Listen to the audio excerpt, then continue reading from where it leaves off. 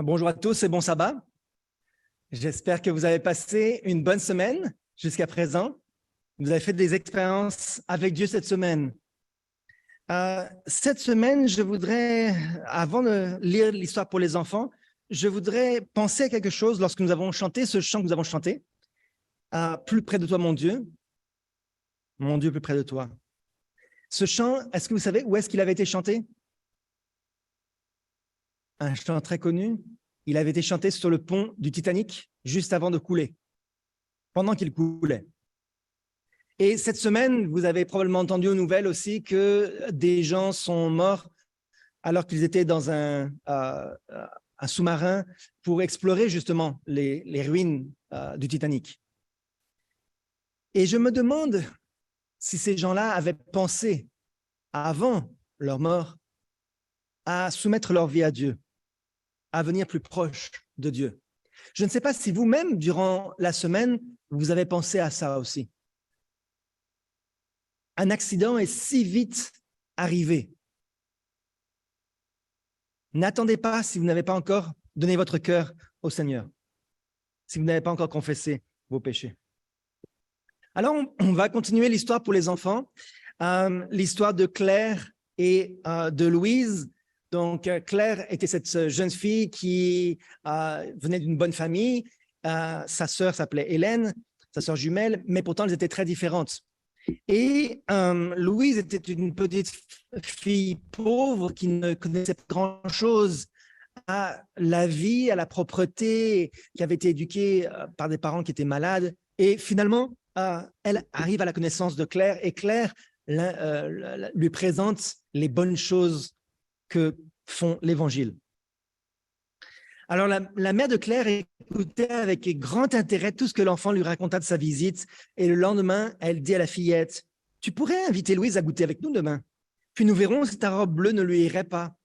Tu as tellement grandi que tu ne peux plus la porter. » Et comme elle est à peine usée, elle fera une bonne robe pour Louise puisqu'elle est plus petite que toi. Quel plaisir pour Claire de penser que Louise ne devrait plus porter sa vieille robe rapiécée. Et quelle joie pour Louise elle-même le lendemain après-midi. La robe lui allait à ravir. Madame Schneider lui donna encore un manteau noir d'Hélène et un chapeau de paille gris de Claire, et ses yeux brillaient en déballant ses trésors à la maison. Elle était certaine en ce moment d'être la petite fille la plus heureuse du monde. Hélène, par contre, ne s'occupait pas de Louise, car celle-ci avait le grand tort d'être pauvre et de demeurer dans une maison misérable. Hélène en avait honte, et ses visites lui étaient insupportables. Mais pour la pauvre enfant, elles étaient une joie inestimable.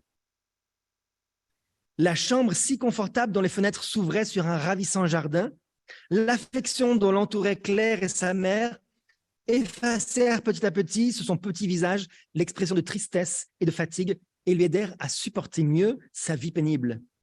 Il semblait qu'un clair rayon de soleil avait dissipé un nuage.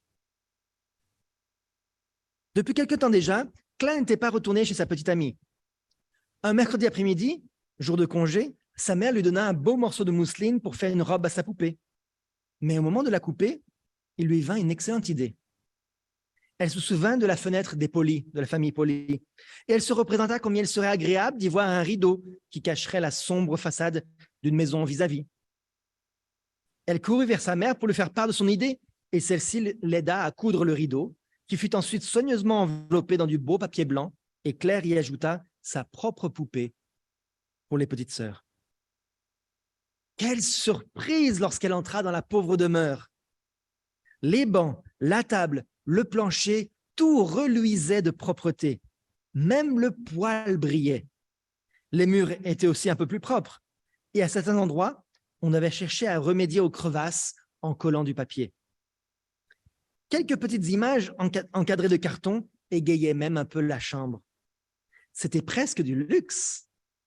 Ceci était la construction du père de Louise, heureux des efforts qu'avait fait sa fillette. Lorsque Claire entra, Polly était assis sur une chaise, la tête appuyée sur un coussin. Il se leva en voyant la fillette et parut même heureux en entendant l'exclamation de joie de Claire à la vue de tous ces changements. Le rideau fut déballé et admiré par chacun et fut tout de suite mis à la fenêtre. Polly enfonça lui-même les clous, mais Claire eut le cœur serré en voyant comment ce petit travail avait épuisé le pauvre homme, qu'un terrible accès de toux força à se rasseoir bien vite. Plusieurs semaines s'écoulaient et l'état du malade empirait journellement. Un dimanche, Louise vint tout en pleurs à l'école du dimanche. « Que se passe-t-il » demanda Claire, tout étonnée. « Mon père est malade.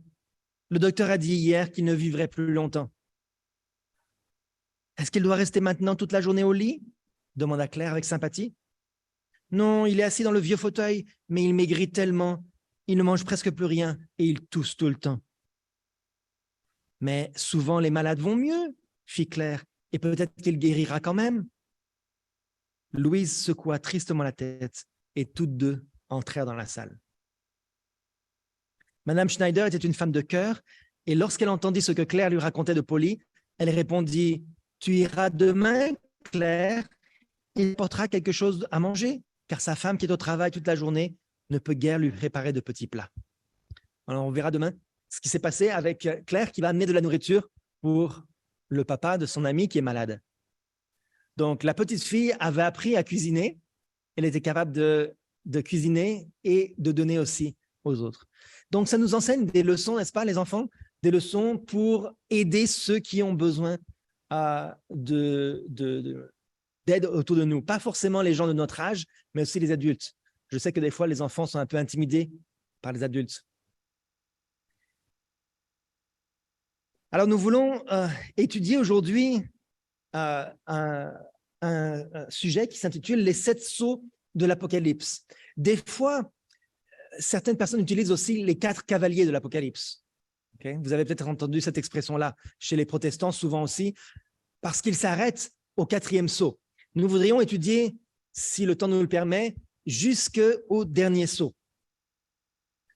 Alors, le texte clé que nous avions lu se trouvait dans Apocalypse 5, verset 1, et il est dit « Puis je vis dans la main droite de celui qui était assis sur le trône un livre écrit en dedans et en dehors, scellé de 7 sceaux. Et je vis un ange puissant qui criait d'une voix forte « Qui est digne d'ouvrir le livre et d'en rompre les sceaux ?» Alors, quand on va voir les 7 sceaux, c'est dans Apocalypse chapitre 6. Mais ici, dans le chapitre 5, il y a d'abord un livre. Et pourquoi, d'abord, je voudrais vous raconter d'abord, avant de continuer, pourquoi est-ce que j'ai eu l'idée d'étudier ce passage-là. Cette semaine, je crois que c'était peut-être mardi, quelque chose comme ça, en me réveillant, ma fille s'était levée bien avant moi, elle s'était réveillée avant moi très tôt, et je l'ai trouvée sur le canapé du salon en train de lire la Bible. Et elle lisait, devinez quoi? Elle lisait Apocalypse chapitre 5 et chapitre 6. Waouh! J'étais vraiment surpris. À 11 ans, un enfant qui lit la Bible avec tant de passion, elle me dit « Regarde papa, il y a tellement de choses intéressantes là. J'avais jamais lu ça, j'avais jamais lu ça. » Donc, ça m'a donné l'envie de pouvoir lui expliquer et de faire partager cette explication avec vous ici à l'église. Donc, qu'est-ce que c'est que ce livre? Ce livre qui est scellé. Plusieurs commentateurs bibliques ont expliqué ce que ce livre était. Autrefois, comme vous le savez, les livres n'étaient pas comme aujourd'hui, où c'est des feuilles de papier qui sont reliées comme un livre comme ça. C'était un rouleau et autour du rouleau, on pouvait sceller le livre avec un sceau qui empêchait d'ouvrir le livre complètement. Lorsque dans le verset, on dit qu'il était écrit en dedans et en dehors, et ensuite, virgule, scellé de 7 sceaux, c'est une virgule qui a été mise au mauvais endroit. Ce n'est pas qu'il est écrit en dehors et en dedans, c'est qu'en dedans, il est écrit, et en dehors sont fixés les 7 sceaux. Donc, c'est comme s'il y a 7 rouleaux, l'un à l'intérieur de l'autre. Un rouleau, un rouleau, un seau, un rouleau par-dessus, un seau, jusqu'à qu'il y ait 7 assemblés, 7 choses assemblées ensemble. Et donc, ce livre-là a l'air très important puisque le ciel entier regarde ce livre en disant, mais qui va pouvoir l'ouvrir? Qui est digne d'ouvrir ce livre? Ce livre contient toutes sortes de choses, surtout il contient l'histoire depuis les premiers apôtres, depuis la mort des apôtres, jusqu'à la fin des temps. Alors, qui est digne d'ouvrir le sceau? Qui est digne d'ouvrir ce livre? Apocalypse 5, verset 5 nous dit, « Et l'un des vieillards me dit, ne pleure point, voici le lion de la tribu de Juda, le rejeton de David, a vaincu pour ouvrir le livre et ses 7 sceaux. Et je vis au milieu du trône les 4 êtres vivants et au milieu des vieillards un agneau qui était là comme immolé. » Donc, qui est digne d'ouvrir ce livre? Ce livre qui va expliquer toute l'histoire de cette terre, qui va donner à nous et à ceux qui lisent la Bible l'histoire et la révélation des événements futurs. Qui est digne de nous parler de cela? L'agneau, le lion de Juda. Donc ici, on voit la caractéristique, il est très clairement parlé de Jésus, et on voit les 2 caractéristiques de Jésus. Un agneau qui s'est sacrifié pour nous, et un lion qui est le roi des animaux, qui est victorieux et qui a reçu la victoire et qui va pour combattre. Donc, on voit les 2 forces de Jésus. Alors maintenant, je vais pas tout lire le chapitre 5 et expliquer toutes les choses qui se passent dans le chapitre 5. Je voudrais rentrer directement dans le sujet des sceaux. Le premier sceau. Il est dit, « Je regardais quand l'agneau ouvrit un des 7 sceaux et j'entendis l'un des 4 êtres vivants qui disait, comme d'une voix de tonnerre, « Viens !» Je regardais, voici parut un cheval blanc. Celui qui le montait avait un arc, une couronne lui fut donnée, et il partit en vainqueur et pour vaincre. Donc, que représente ce premier sceau? D'abord, je voudrais noter que l'ange dit à l'apôtre Jean, « Viens, viens, viens avec nous dans le ciel, viens voir ce que dit le livre, approche-toi et considère ce qu'il est écrit. » D'accord? Donc, c'est important, nous aussi, de pouvoir nous approcher des prophéties. Beaucoup de gens, même des adventistes, ne connaissent pas très bien les prophéties. Ils disent, « Oh, c'est un sujet qui est intéressant, mais c'est un sujet qui est compliqué. » Et ils n'ont pas envie de s'approcher pour lire les prophéties. Or, les prophéties, ce sont des choses qui sont extrêmement importantes. Jésus les a brisé le sceau pour que nous soyons capables de les lire. Donc, il nous dit, viens. L'ange nous dit, viens. Alors, que représente ce cheval blanc? Le premier sceau couvre la période chrétienne jusqu'à l'an 100, c'est-à-dire la mort du dernier apôtre. Donc, l'apôtre Jean est mort en l'an 100 et la période chrétienne primitive, l'Église primitive, les débuts de l'Église, lorsque l'Église se développait, elle s'est développée très rapidement. Et comment était la doctrine apostolique? Comment était la doctrine des apôtres? Elle était pure, comme la robe du cheval qui était blanche. Le blanc représente la pureté. Hein? Ça, c'est pas seulement dans la Bible, c'est de manière habituelle, dans la société dans laquelle nous vivons, le blanc représente la pureté. Et la couronne, surtout à l'époque des Romains, la couronne de laurier, qu'est-ce que ça représente?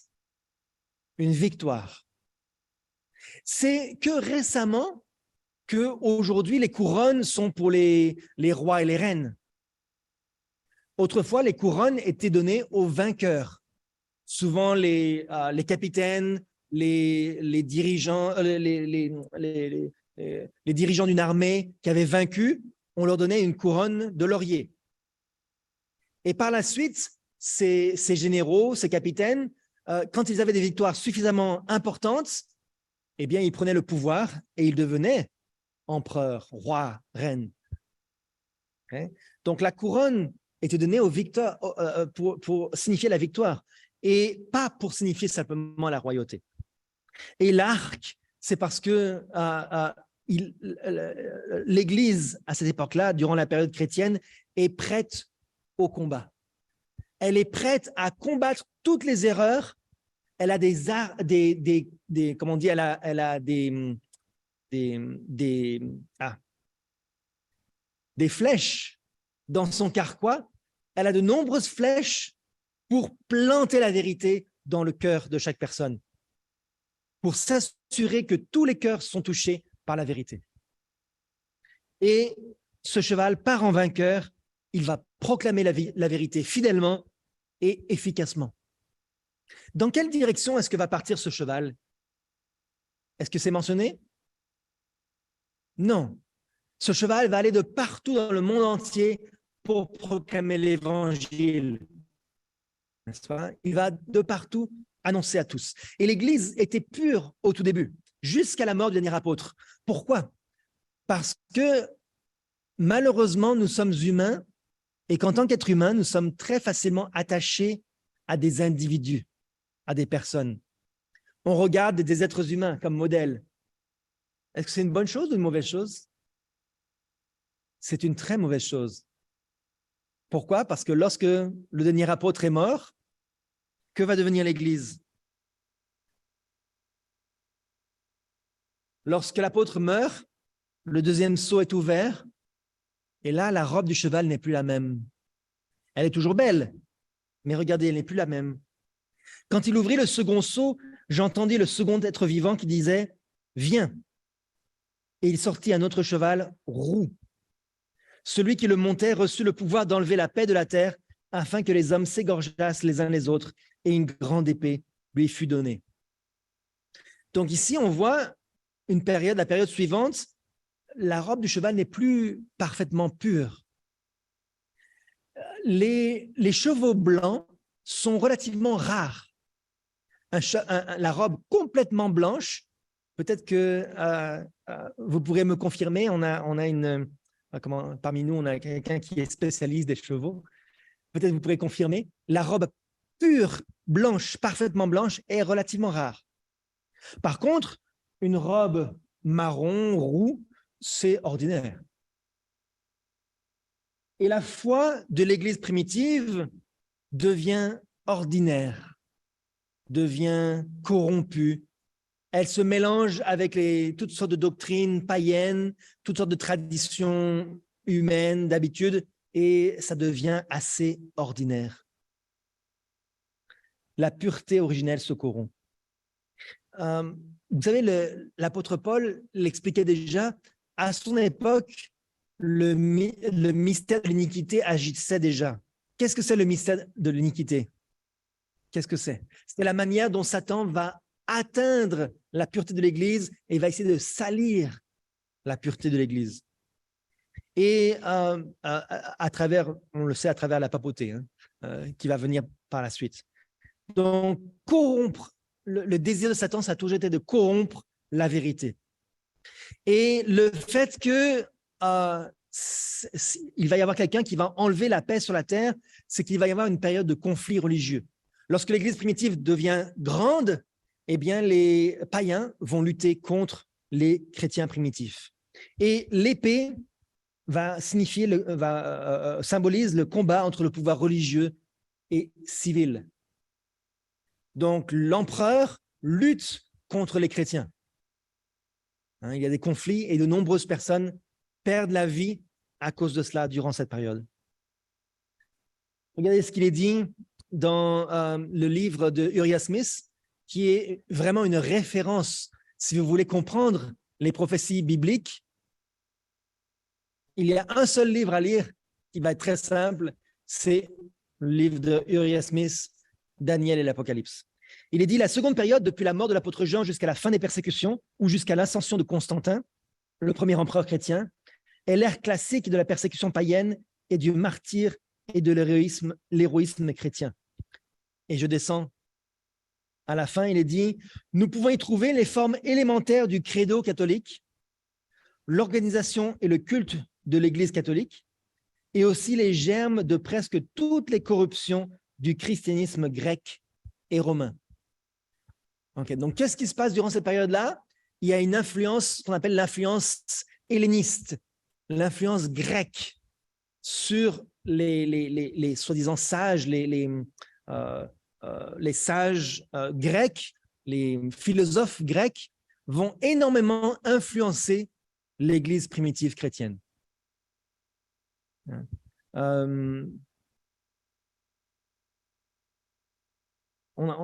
J'ai pas ça ici, mais donc tous les philosophes vont influencer l'Église. Qu'est-ce qu'ils vont? Ils vont se mettre à chercher des explications humaines à des mystères que Dieu n'a pas révélés. Ils vont parler de l'âme parce que les Grecs croyaient que l'âme était immortelle. Donc, les Juifs à l'époque de Jésus avaient été aussi influencés par cela.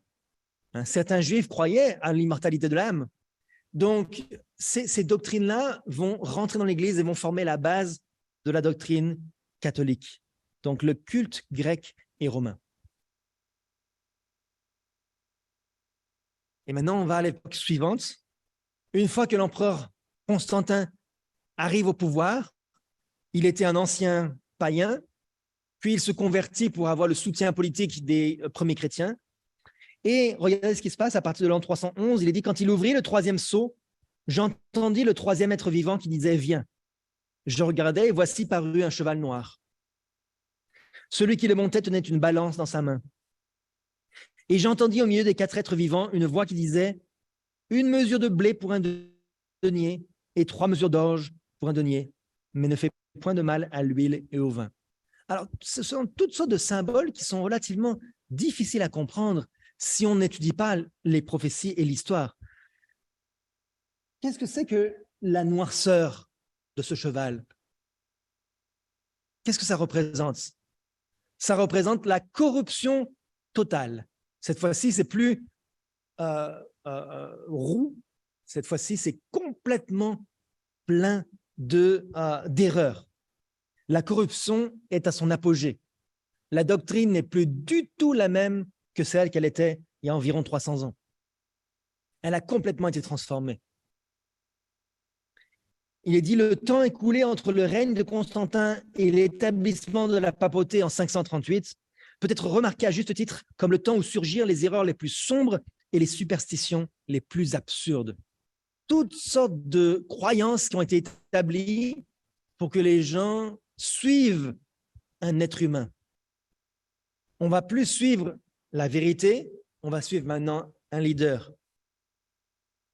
Et un commentateur allemand du XVIIe siècle explique très bien l'histoire, et je voudrais expliquer ici ce qu'il est dit. Donc, il s'agit de von Mosheim, qui est un historien allemand. Donc, il dit « Ces vaines fictions », en parlant de toutes les croyances catholiques, « ces vaines fictions qu'un attachement à la philosophie platonique et aux opinions populaires avait fait adopter par la grande majorité des docteurs chrétiens avant l'époque de Constantin, furent maintenant confirmées, amplifiées et embellies de diverses manières. » Donc, philosophie platonique. Il y a une explication logique pour chaque chose, et donc, grâce aux doctrines de Platon qu'on enseigne aujourd'hui dans les écoles, aux élèves, sans forcément citer le nom, eh bien, cette philosophie va s'insinuer dans l'Église et va changer l'explication des principes et des doctrines. Voilà pourquoi il faut être très prudent, très méfiant au sujet de la philosophie. Beaucoup de gens pensent que la philosophie, c'est l'étude des choses qui nous rend intelligents, qui rend l'homme intelligent. Oh, nous sommes des philosophes, nous sommes des gens intelligents, nous réfléchissons. Ce n'est pas ça la philosophie. La philosophie, c'est obtenir par l'homme des réponses humaines, alors que Dieu n'a pas révélé. Et qu'est-ce que la sagesse de l'homme? Elle est folie devant Dieu. Alors il continue, il est dit, de là naquirent cette vénération extravagante pour les saints défunts, donc on commence à adorer les saints, et ces notions absurdes d'un certain feu destiné à purifier les âmes désincarnées, donc c'est-à-dire le purgatoire. Le feu de l'enfer va purifier les âmes et puis elles vont pouvoir monter au ciel ensuite. Ils prévalent maintenant et qui laissaient partout des traces dans le public. De là venait aussi le célibat des prêtres, le culte des statues et des reliques, qui, avec le fil du temps, détruisirent presque la religion chrétienne, ou du moins, il éclipsa son éclat et corrompit son essence même de la façon la plus déplorable. Un énorme système de superstitions de toutes sortes prenait graduellement la place de la vraie religion et de la piété. Cette odieuse révolution était due à une variété d'origines, une ridicule précipitation à recevoir les nouvelles opinions, un désir absurde d'imiter les rites païens et de les fusionner au culte chrétien, et cette propension oisive de l'humanité en général à rechercher une religion de mauvais goût et pleine d'ostentation. Tout ceci contribua à établir le règne de la superstition sur les ruines du christianisme. Donc, plusieurs raisons pour cela. Pourquoi est-ce qu'on introduit toutes sortes de croyances erronées? C'est parce que les gens aiment cela. Ils aiment une religion facile. Et il y a une idée de mauvais goût et pleine d'ostentation, avec des grandes fastes, des grands mouvements, des choses comme impressionnantes.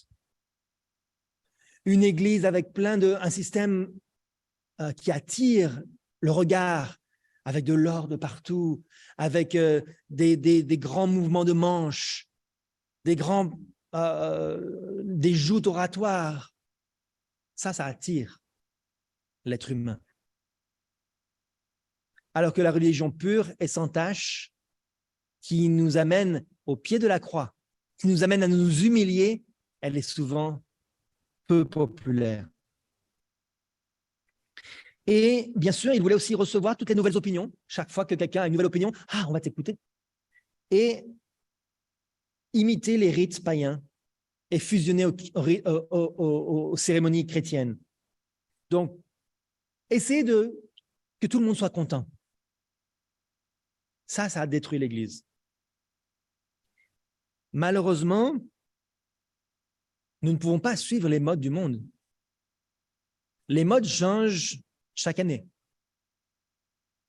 Hier soir, je discutais avec un couple et on parlait de l'homosexualité. Okay? Il y a 30 ans, l'homosexualité était criminelle. Elle était criminalisée. Dans nos pays occidentaux, l'homosexualité était criminalisée. Aujourd'hui, il est criminel de parler contre l'homosexualité.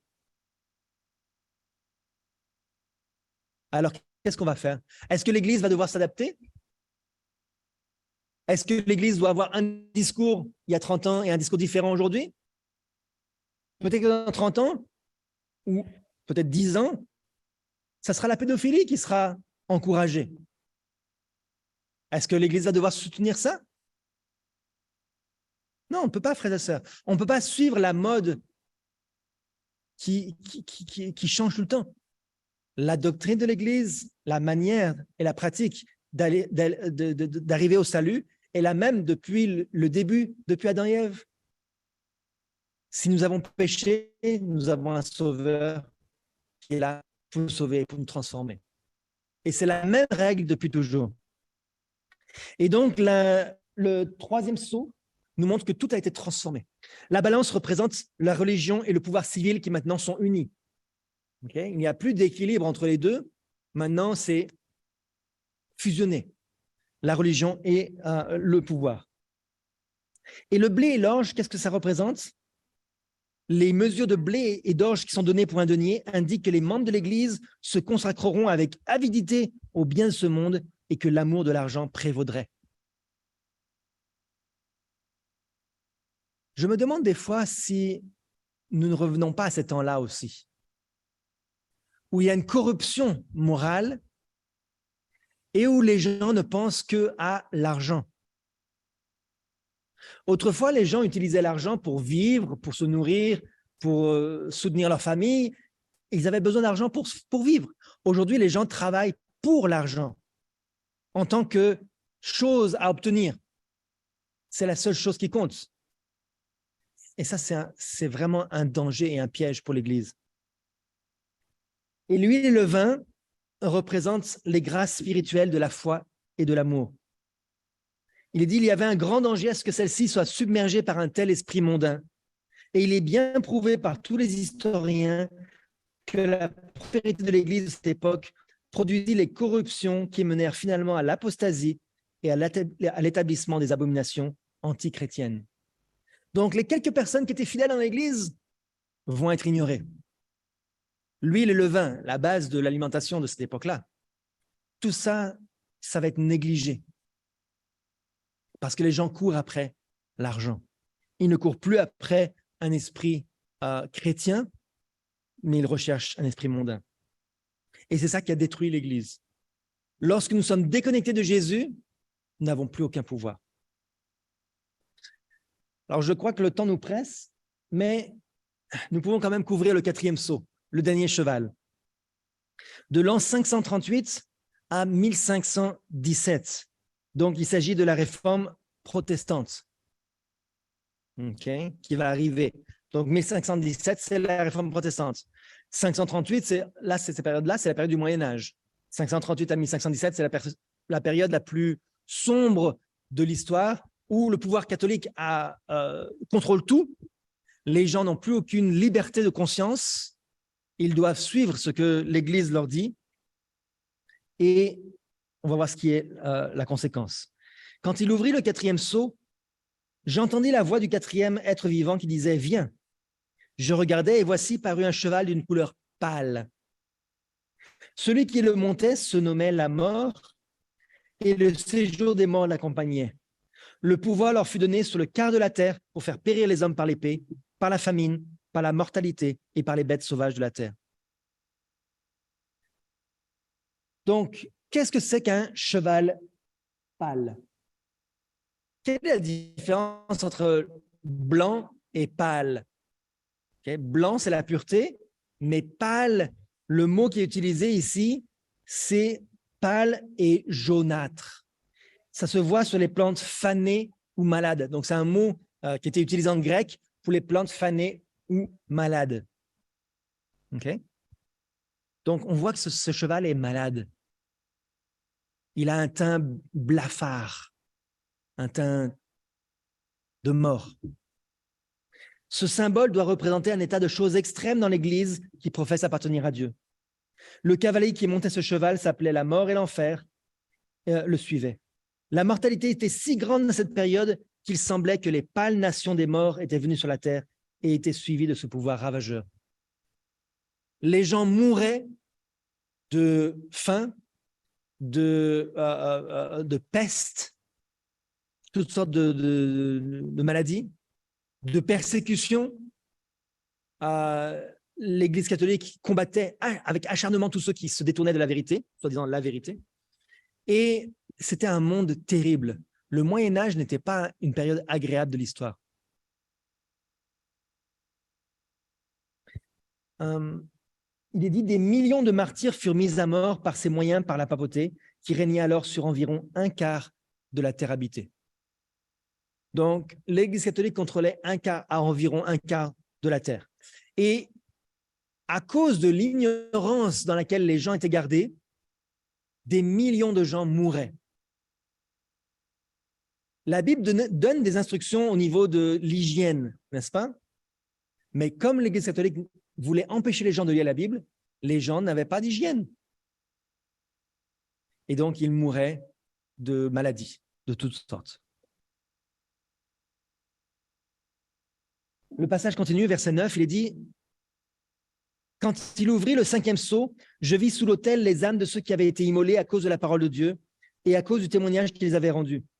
Il criait d'une voix forte en disant « Jusqu'à quand, Maître saint et véritable, tardes-tu à juger et à tirer vengeance de notre sang sur les habitants de la terre ?» Donc, au plus fort du Moyen-Âge, les gens crient à Dieu « Seigneur, aide-nous, délivre-nous. On va tous mourir si on continue comme ça. » Jusqu'à quand ça va continuer, cet obscurantisme religieux, cet obscurantisme au niveau de tout ce qui concerne la volonté de Dieu? Il est dit, une robe blanche fut donnée à chacun d'eux, et il leur fut dit de se tenir en repos quelque temps encore, jusqu'à ce que fût complet le nombre de leurs compagnons de service et de leurs frères qui devaient être mis à mort comme eux. Donc là, le 5e sceau couvre la période qui vient juste après, la période du début du protestantisme. Donc, le moment où la lumière va venir sur les gens, le moment où ils vont réaliser qu'il y a autre chose que ce que l'Église catholique leur disait. Ce n'est pas ça la vérité. Donc, leurs yeux vont s'ouvrir sur la connaissance et ils vont commencer à lire et à être libérés de cet obscurantisme. Je vais passer un peu plus vite.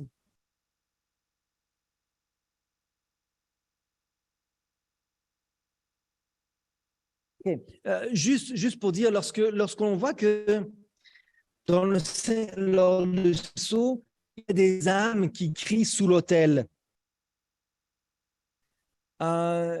Certaines personnes ont utilisé cet argument pour dire « Oh, dans le ciel, il y a des gens qui sont dans le ciel et qui sont en train de crier, de crier. » Mais est-ce que c'est vraiment le cas? Nous ne croyons pas qu'il s'agisse ici de personnes qui sont réellement en train de crier dans le ciel. Lorsque dans la Bible, on voit plusieurs autres références, je ne vais pas toutes les lire, mais vous savez qu'il y a d'autres moments où on parle du sang qui crie ou de choses inanimées qui crient. Par exemple, le sang d'Abel qui était mort, le sang crie à Dieu. Ou bien il est dit, la pierre crie du milieu de la muraille. Ou bien le salaire des ouvriers crie. N'est-ce pas? Donc, il ne s'agit pas réellement de personnes qui sont dans le ciel et qui crient à Dieu. C'est simplement tous ces martyrs-là. Le fait que tous ces martyrs soient tués, ça, c'était un cri de douleur, d'appel à Dieu pour la délivrance, pour le soutien. Et donc, Dieu va écouter et va délivrer son Église durant cette période de temps. Le 6e sceau, lorsque le protestantisme est finalement développé correctement et que de nombreuses personnes ont entendu la vérité, à ce moment-là, le monde est prêt pour les événements de la fin. Et nous nous trouvons actuellement dans ce 6e sceau, dans cette période-là. On a l'impression que beaucoup de choses se sont passées depuis 1755, mais en réalité, nous nous trouvons durant cette période. Regardez le verset. Il est dit, Apocalypse chapitre 6, verset 12, il est dit « Je regardais quand il ouvrit le 6e sceau, et il y eut un grand tremblement de terre. Le soleil devint noir comme un sac de crin, la lune entière devint comme du sang, et les étoiles du ciel tombèrent sur la terre, comme lorsqu'un figuier secoué par un vent violent jette ses figues vertes. » Okay, donc, vous vous souvenez des événements prophétiques que nous avons vus bien souvent ici à l'Église, qui montrent que ces événements sont dans le passé. Le tremblement de terre de Lisbonne, la chute des étoiles de 1755. Non, le tremblement de terre de Lisbonne en 1755 et la chute des étoiles en 1833. Et donc, vous savez que toutes ces choses sont arrivées déjà dans le passé. Et pourtant, regardez le verset 14. Est-ce que ce verset est déjà arrivé? Il dit « Le ciel se retira comme un livre qu'on roule, et toutes les montagnes et les îles furent remuées de leur place.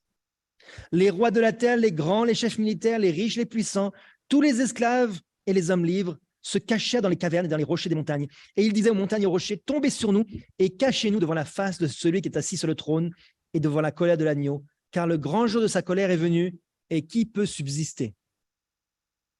Ici, nos yeux se dirigent vers le futur. Nous ne voyons pas encore Jésus revenir avec le ciel qui s'ouvre comme un rouleau. Okay? Ça, ce n'est pas encore arrivé. Donc, si on regarde les périodes prophétiques, nous nous trouvons entre le verset 13 et le verset 14. Quel est l'événement qui va arriver, l'événement suivant qui va arriver très bientôt? Le retour de Jésus.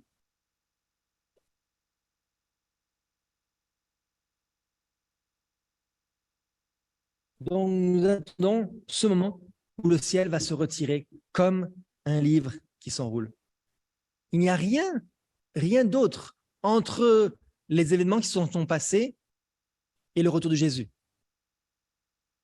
Il y a certains événements qui vont se produire, mais ce sera trop tard pour se préparer. Lorsque la loi du dimanche sera votée, ce sera trop tard pour se préparer.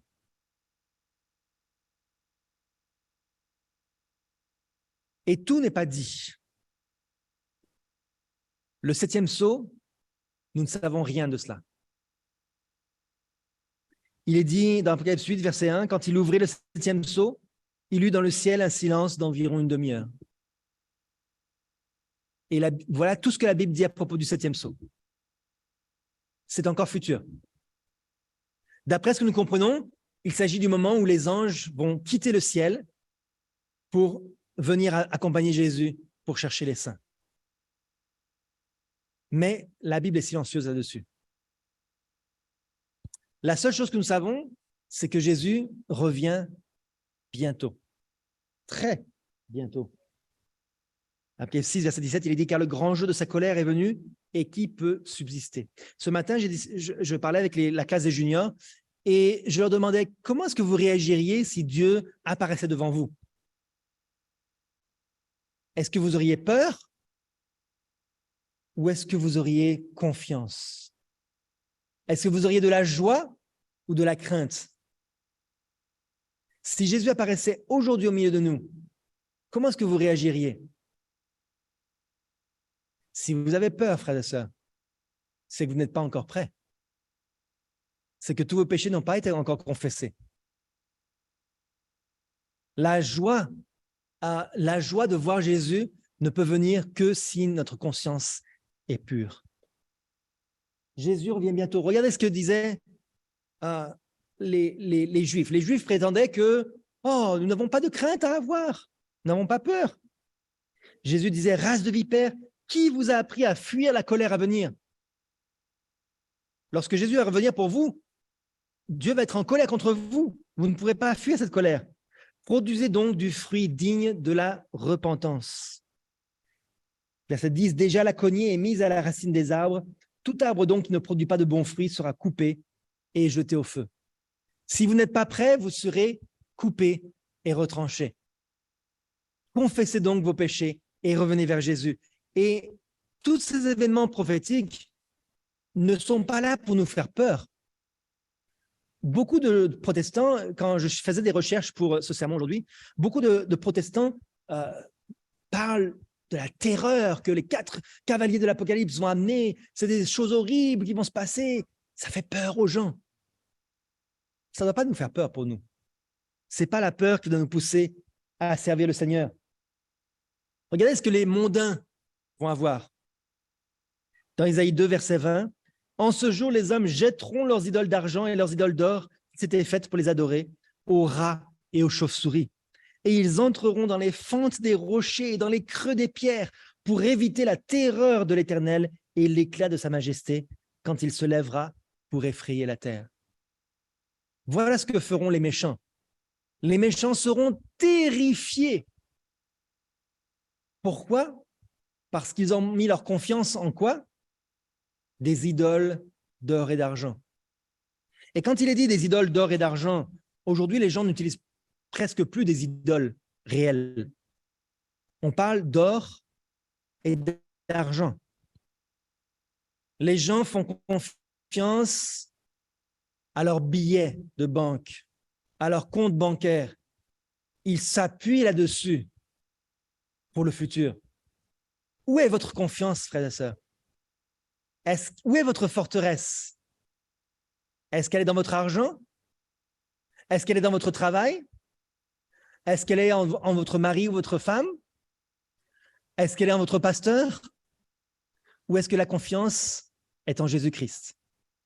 C'est lui le seul qui sera capable de nous faire passer durant tous ces événements, là où les gens se jetteront, ils diront « Rocher, tombez sur nous » pour nous cacher de la colère de Dieu. Mais moi, frères et sœurs, et j'espère chacun d'entre vous, nous voulons regarder droit vers Jésus, lever les yeux en haut et dire « Seigneur, nous t'avons attendu et nous avons espéré ton retour. » Que le Seigneur vous aide et qu'il vous bénisse en vous aidant à vous préparer à confesser chacun de vos péchés pour avoir confiance dans le salut de Jésus-Christ. C'est mon vœu, ma prière. Amen.